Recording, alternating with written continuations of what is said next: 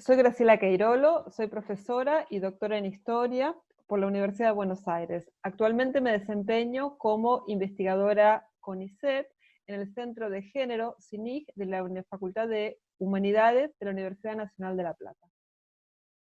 El género es una categoría analítica desarrollada por las ciencias sociales en las últimas décadas del siglo XX, cuyo objetivo principal es reflexionar sobre las construcciones culturales de la diferencia sexual que la sociedad ha elaborado en distintos momentos, en distintos periodos históricos. En su momento, en sus orígenes, fue una categoría que batalló profundamente en contra de las ideas de la biología. Lo que se proponía esta categoría precisamente era enfatizar, demostrar que los mandatos que había en torno a las identidades generizadas, ya fueran masculinas, femeninas u otras, tenían que ver con la cultura y la sociedad, más que con la biología y los mandatos que la biología había impreso sobre los cuerpos, ¿no?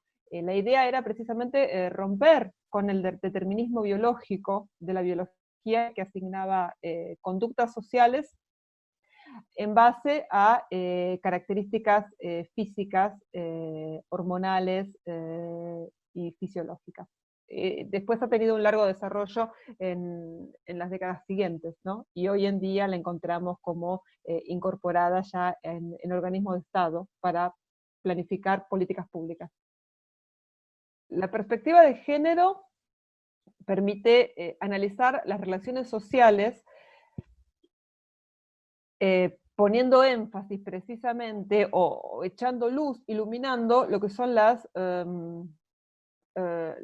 diferencia sexual como constitutiva de esas relaciones sociales y poniendo el énfasis, la luz, el acento en eliminar o pretender transformar lo que son relaciones de poder, ¿no?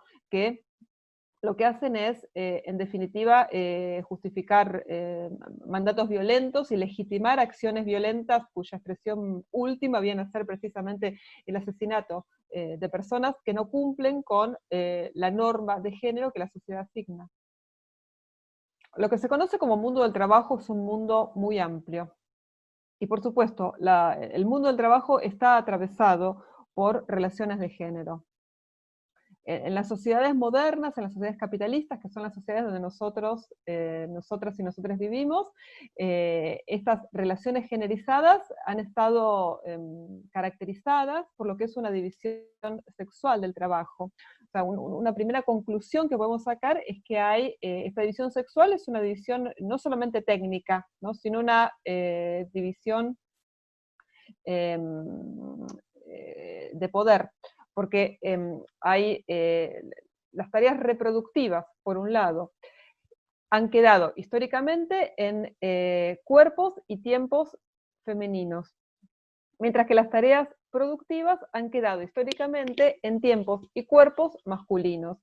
O sea, insisto con esta idea de que no es solamente una cuestión técnica, sino que detrás de esta relación genérica y en este reparto de tareas hay una relación de poder, porque históricamente, esto nos enseña la historia como ciencia social, lo que la historia ha demostrado es que al estar las mujeres desempeñando tareas reproductivas, esto significaba que estaban sometidas al poder económico de los varones. ¿Por qué? Porque supuestamente el matrimonio heterosexual era la institución que los albergaba y los reunía en una relación complementaria, donde ellas se ocupaban de cuidar a niños, ancianos, a todas personas con distintos tipos de dependencias en el ámbito del hogar y al mismo tiempo realizaban las tareas domésticas.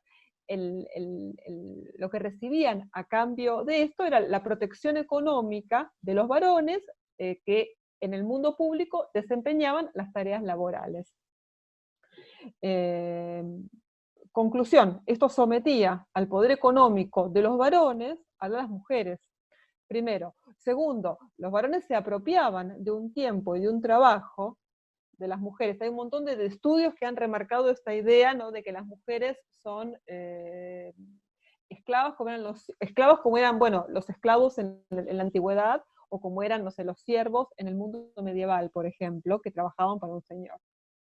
Bueno, además de esta división técnica del mundo del trabajo, esta división sexual del trabajo, este contrato sexual que hay en el mundo laboral, o sea, las mujeres ingresaron al mercado del trabajo desde siempre. ¿No? No es ninguna novedad demostrar que las mujeres trabajan, trabajaron y trabajarán. Y este ingreso al mundo del trabajo asalariado, al empleo remunerado, también implicó una serie de divisiones genéricas del mercado, porque ingresaron a espacios laborales, a segmentos laborales que estaban o se feminizaron a partir del ingreso. Eso depende, ¿no?, de la profesión o del espacio que uno vea. Por ejemplo, cuando hablamos de una segmentación o una división horizontal del mercado laboral, esto quiere decir que hay trabajos para mujeres y trabajos para varones. Dentro de los trabajos para mujeres vamos a encontrar la enfermería, el magisterio, las tareas administrativas, todos espacios donde supuestamente las mujeres proyectan su naturaleza femenina que las hace aptas para desempeñarse en ese espacio laboral. Esto de por sí uno podría pensar que no es una cosa que tiene una connotación negativa. Lo problemático con todas estas relaciones o con todo este tipo de significados y de características que tiene el mercado, es que precisamente el mercado, la sociedad, no reconoce como una ponderación positiva, como un plus, un trabajo extra, esta naturaleza femenina, y por lo tanto no la remunera. Entonces, esta feminización de determinados segmentos laborales se traduce en una distribución, una remuneración monetaria menor. Los trabajos de mujer, los trabajos de cuello rosa, profesiones femeninas, históricamente han estado siempre peor remuneradas que otras ocupaciones que ocupaban los varones. Incluso, esto, cuando uno empieza a analizar puntualmente cómo funciona el mercado, cuando ve un varón desempeñándose en una ocupación feminizada, los sueldos que va a recibir son mayores, porque las concepciones que están operando en esa mayor remuneración a la mano de obra masculina es que él es el responsable de un hogar familiar al que tiene que mantener, es un proveedor. Por lo tanto, así funciona el mercado y así se distribuyen los salarios, que son esta inequidad. Lo que manda es lo que determina, lo que muestra, lo que enseña, es una subordinación económica y por lo tanto social de las mujeres dentro de un mundo mayor, ¿no? Otro aspecto importante a tener en cuenta sobre lo que es las características que tiene la presencia de las relaciones generizadas en el mercado de trabajo, bueno, son las carreras laborales o la movilidad ocupacional que se da dentro de el empleo, dentro de los empleos remunerados. Y también, o sea, históricamente, los desarrollos profesionales de las mujeres han sido menores que los de los varones, lo que se llama la segregación horizontal.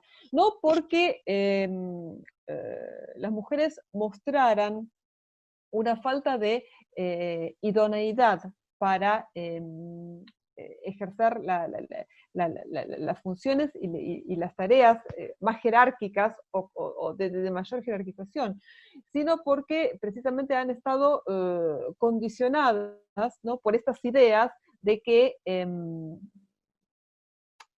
por ser mujeres no tienen capacidad para ejercer puestos con tomas de decisiones, ¿no? Esto últimamente se ha desarrollado mucho la metáfora de lo que es el techo de cristal, o lo que son los, no sé, esta idea de las cañerías perforadas, ¿no? De que una mayor capacitación laboral de las mujeres no necesariamente va a redundar en un fácil acceso a puestos jerárquicos y a puestos de tomas de decisión. Cuando miramos lo que son, por ejemplo, las relaciones de género al interior de lo que es el mundo del trabajo, eh, por ejemplo,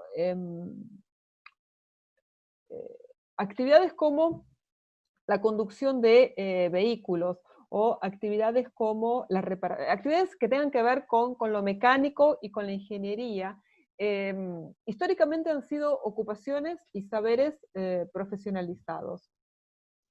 Pero de diferentes circunstancias, entre ellos las guerras mundiales, ¿no? Demostraron que se trataba en realidad de construcciones sociales, porque frente a la necesidad, por ejemplo, de ausencias de cuerpos masculinos para manejar vehículos en los países que se enfrentaban a las contiendas bélicas, fueron las mujeres quienes se ocuparon de manejar los vehículos, y eso no alteró en lo más mínimo la capacidad ni el rendimiento de la actividad. Entonces, esos son como claros ejemplos de los sentidos culturales que hay en torno a estas ideas de que tal ocupación es para mujer o tal ocupación es para varón. En el caso puntual de la Argentina, por ejemplo, en la década del 50 hay varios, y en para la década del 60 ya hay varios materiales que muestran la actividad femenina en la conducción de este tipo de transportes. O bien la actividad femenina en lo que es la reparación de vehículos como mecánicas. O sea, se lo muestra como una tarea excepcional, ¿no? A pesar de que son mujeres, pueden hacer este tipo de actividades. Pero en realidad lo que ese tipo de registros nos están enseñando, que las actividades no tienen género, las actividades son para que las hagan las personas, y el tema es que la sociedad tiene que habilitar espacios para que puedan desarrollarse distintas personas en distintas actividades. En el mundo vehicular, en el mundo de lo que es conducir, en el mundo de los transportes, hay una imagen que muy social, muy fuerte, que vincula a los accidentes vehiculares, los accidentes de tránsito con la violencia masculina. Y al mismo tiempo hay una contraimagen que habla de la prudencia femenina, la, eh, el atributo de la feminidad como algo que contribuye positivamente a la prudencia a la hora de conducir. Este tipo de elaboraciones son como construcciones que son un espejo de la otra, que están asociando determinadas conductas a estereotipos de género.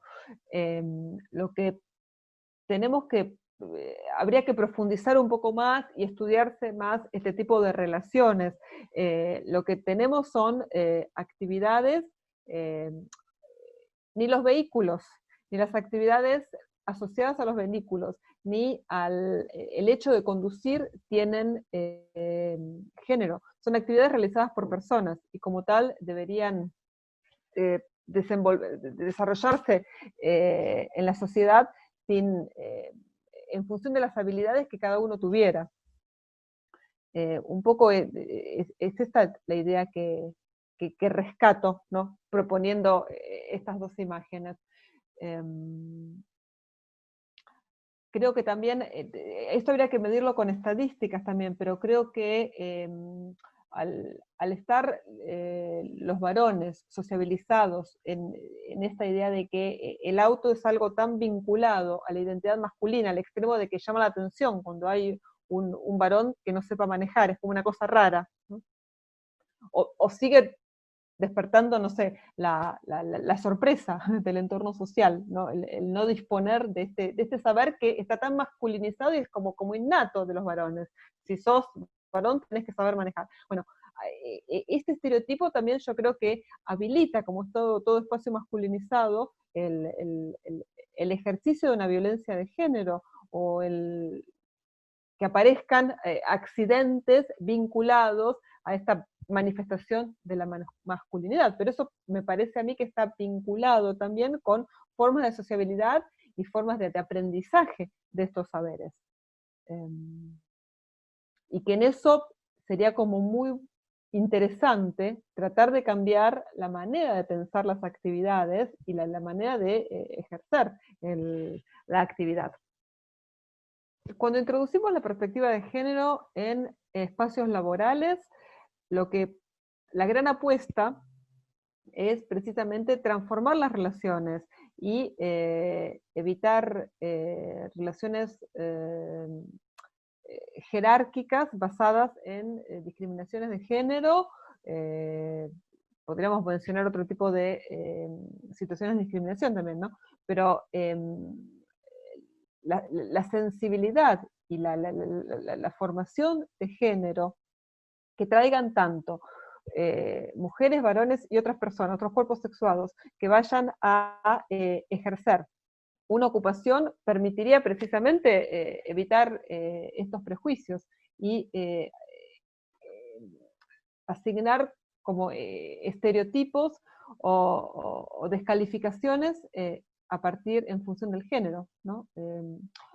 O vincular los desempeños laborales a lo que son puntualmente las identidades de género.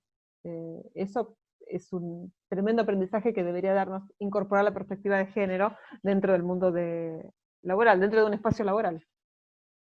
La conclusión a la que podemos llegar pensando cuál es la utilidad de incorporar una perspectiva de género en el cotidiano de las relaciones laborales es que una perspectiva de género, una formación en género, una sensibilización y sensibilidad en género nos permite desarmar estereotipos, nos permite volver más eficiente el desarrollo profesional de cada una de las personas trabajadoras.